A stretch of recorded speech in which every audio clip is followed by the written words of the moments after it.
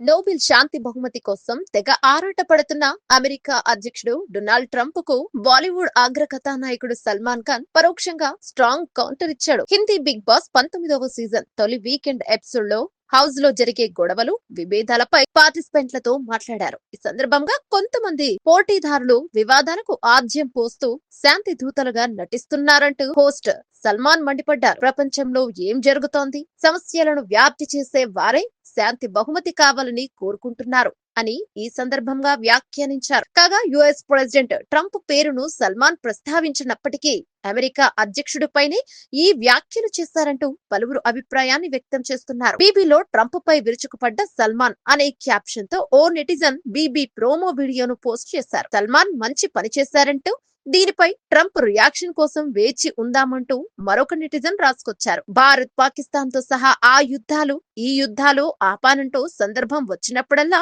Trump చెబుతూనే ఉన్నారు. Trump వ్యాఖ్యలను భారత్ ఇప్పటికే ఖండించిన విషయం తెలిసిందే.